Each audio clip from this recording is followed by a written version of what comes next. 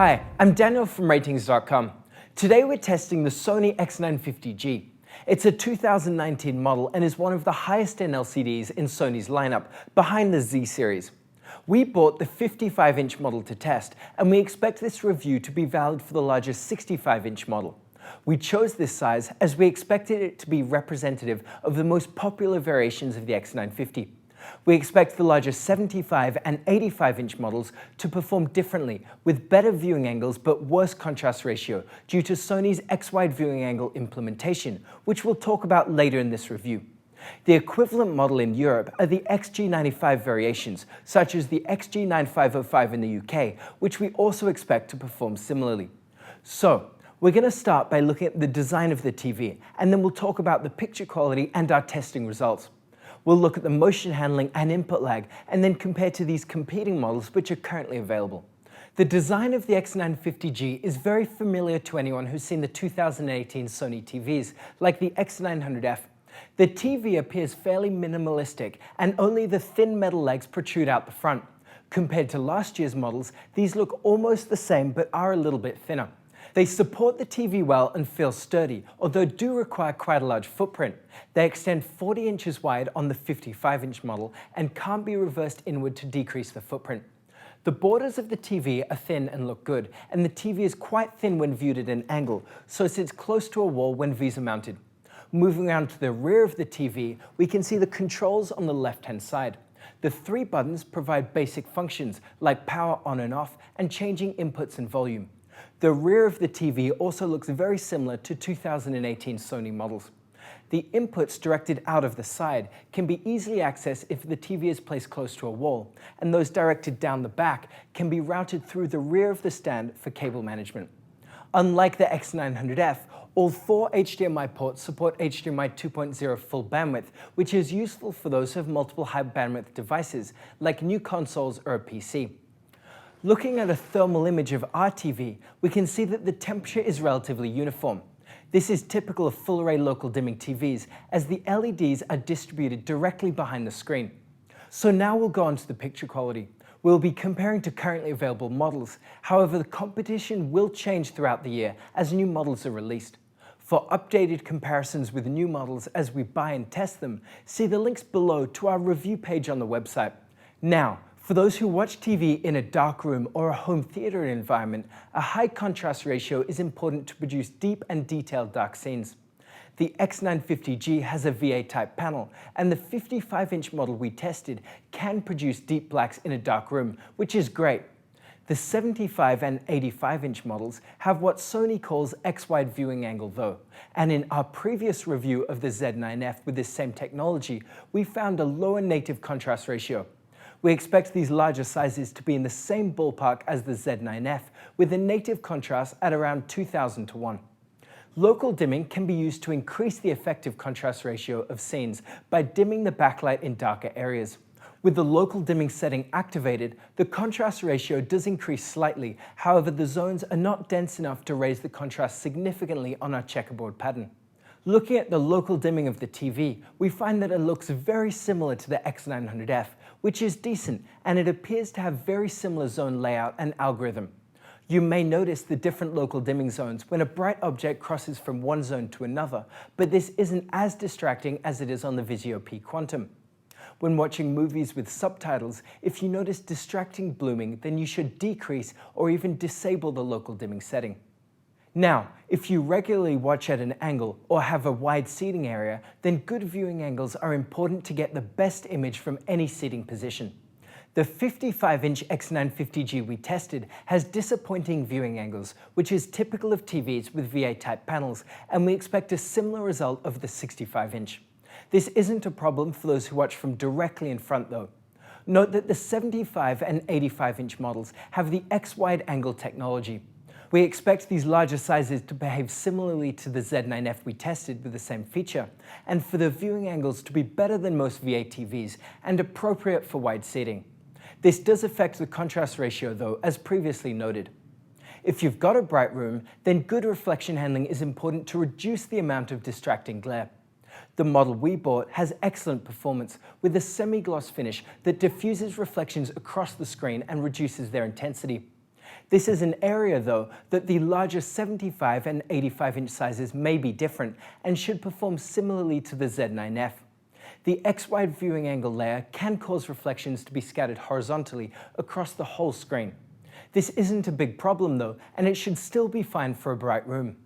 Now, another important aspect for those in a bright room is the ability to overcome glare due to the TV's peak brightness. The X950G performs excellently in SDR, so the whole screen can get very bright. If you have lots of direct reflections, then just turn up the brightness slider to increase the backlight. If you watch HDR content, then the TV can also produce very bright highlights, which is great for an image that pops. On our real scene test pattern, it can produce one of the brightest highlights we've tested, which is great. If you plan to watch HDR content, then a wide color gamut is important to produce vivid, saturated highlights. The X950G is very good and covers most of the DCI P3 color space. It isn't as good as the Samsung QLEDs or the Z9F, but can still make highlights pop. If you plan to watch SDR content, though, and care about an accurate image, then the X950G is one of the most accurate TVs we've tested. In the custom picture mode with a gamma slider adjusted, it is remarkably close to the 6500 Kelvin color temperature and 2.2 gamma that most content is mastered at. If you watch a lot of movies or play games and want the least amount of color banding, then the X950G is a great choice. It has excellent gradient performance and includes a smooth gradation option that works very well to reduce banding, which is present in the source material. Now, if you watch a lot of sports or play video games, then a uniform screen is important. This is because non-uniformity causes distracting areas called the dirty screen effect, which is especially noticeable in panning shots across a uniform color, like when watching hockey. The X950G is decent, but the edges of the screen are darker, causing a vignetting effect, which can be distracting. Also, there are some uniformity issues near the center of the screen, but for many people this is unlikely to be a big issue, and this also varies between units, so yours might be different. So on to the motion handling. The X950G has a very fast response time, so there is only a small blur trail behind fast-moving objects, which is visible as a faint smear behind the left-hand side of our moving logo photo. This is great for watching sports or playing fast-paced games. If you care about the smallest amount of blur, though, then you'll want to flicker the backlight to clear up fast-paced motion. The black frame insertion feature on Sony TVs can be controlled in the motion flow menu with the clearness slider. Setting it to maximum introduces the most flicker for the clearest image. However, the 120 Hz frequency does produce duplications with most content that is at 60 Hz. Now, if you're playing fast-paced games, then low input lag is important to minimize the amount of delay between an event in-game and when you see it on the screen. The X950G offers great performance in the game or graphics picture modes, and unlike the X900F, it doesn't vary much between resolutions, so should be a good choice for PC or console gamers. Another improvement over the X900F is the new processor in this Sony model. It feels much faster and results in a fluid experience when browsing the menus or opening apps. The remote has also been upgraded, and while it keeps many of the same buttons as previous Sony remotes, it does feel a bit more premium and more intuitive to use. There is also a button for direct access to Google Assistant, which works well. One change in sound performance from the X900F is the addition of a pair of speakers at the top of the TV to help with sound positioning. Unfortunately, we don't measure this and can't comment on its performance, but we did find that it doesn't help the frequency response or distortion. Overall, the dialogue is clear, but the TV lacks bass and may not be loud enough for a very noisy environment. If this is a problem, external speakers or a soundbar may be the way to go. So overall, the X950G is an impressive TV with great picture quality. The larger sizes do offer different performance due to the X-wide viewing angle though, so check out our review, which is linked below if you have any questions.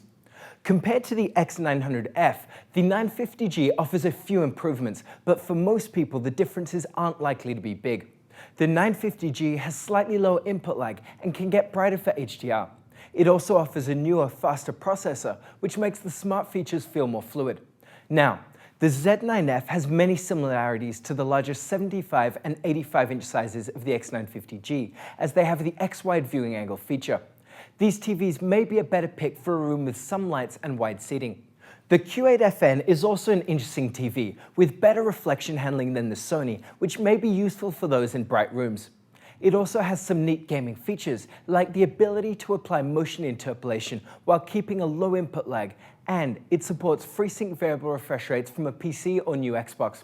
The best choice between these two depends on what you care about, so go with the one that suits your usage and budget. The 2018 Vizio P Quantum is also an interesting TV, with better local dimming that may be a better choice for those in a dark room. It also offers a wider color gamut for HDR and can produce clearer motion with 60Hz flicker to match the content. On the other hand, the X950G has better smart features with a more traditional smart platform, and it can produce smoother gradients and more accurate colors. So that's it. What do you think of Sony's first 2019 TV? Let us know in the comments down below.